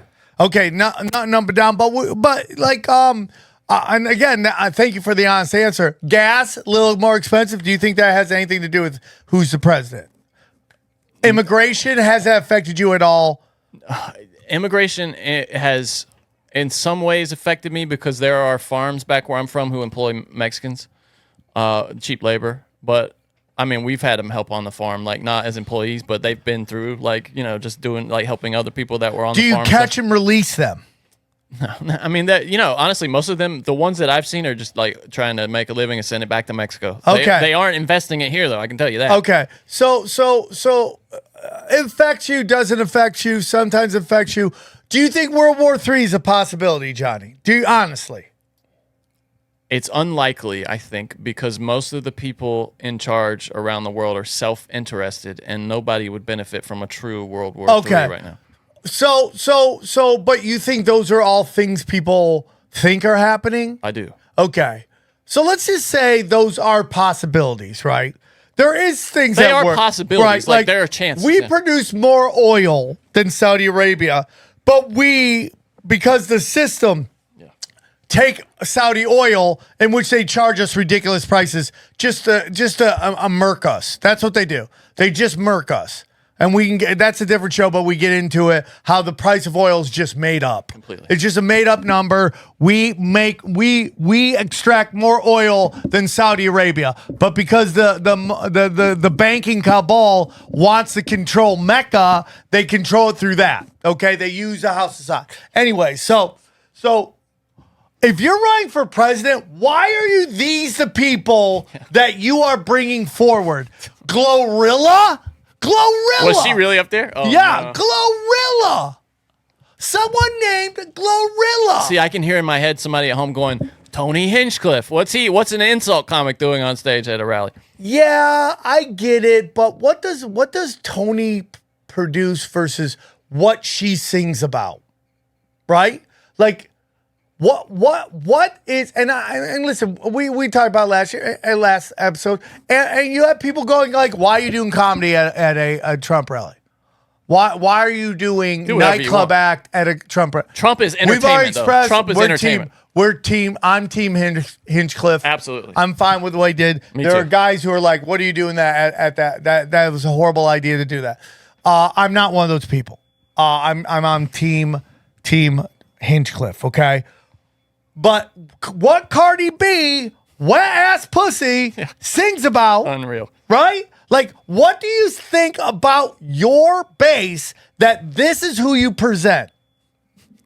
We still got 30 seconds. Let's listen. I've been waiting for this moment this whole life. So what happens here is she remembers, let's just go back just a second, because she remembers the first lines of the speech, and I think they might be frozen on the teleprompter possibly. So she starts to read those, hoping that maybe it'll jog her memory or that the teleprompter will move. And then you see her like, oh shit. She already taken her gloves off because her hands got sweaty. And then she realizes like, wait, I might need the vamp here.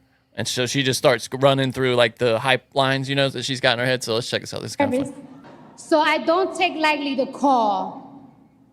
See, and she forgot. Sorry guys, I'm a little nervous. Mouth got dry. I'm telling you, she's smart, man. She knows how to play people. And I don't mean that in a bad way. Like, I need patience over here. Patience, where are you, girl? I need patience over here. Now she's calling for her assistant or somebody like that. I mean, just vamp, man. Hey, she guys. Finally, watch her realize it. Here she goes. Tonight? Now she realizes it. How you guys doing tonight? Are we ready to make history? It's so awkward. Are we ready to make history? Are we ready to change these 4 years? No. Are we ready to change the next 8 years? Because we're going to make sure we have Kamala Harris in office for 8 years. She says Kamala. Nobody says she's racist. Yeah, exactly. Weird. Oh, they brought her phone so she could read off the phone. Yeah. It's so hilarious, bro. It's There's hard nothing watch, is real. Nothing's real. So you think her not being able to? You think that was a work? Her not being able to see the teleprompter or the teleprompter I do. being broken? I think she's working it. Really? Yeah. Okay. Yeah. Boy, Hold on 1 second, dude. That's black pill, dude. I'm real quick. I just want to see if Dana is available. Can she call you? Because the craziest part of this timeline we're in right now is Dana is becoming a conspiracy theorist. Oh, really? It's crazy. I'd be surprised to hear that. Yeah, 100. I mean, she's still running back to MSNBC, but Diddy has woken her up. No shit. Diddy is the event. Diddy is Dana Marshall's 9/11. Amazing.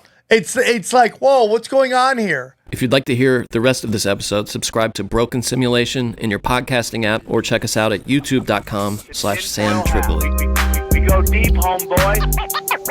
Aaron, open your mind. Drink from the fountain of knowledge. There's lizard people everywhere. That's some interdimensional shit. Wake up, Aaron. This is only the beginning. Dude, you just blew my mind. Tinfoil hat.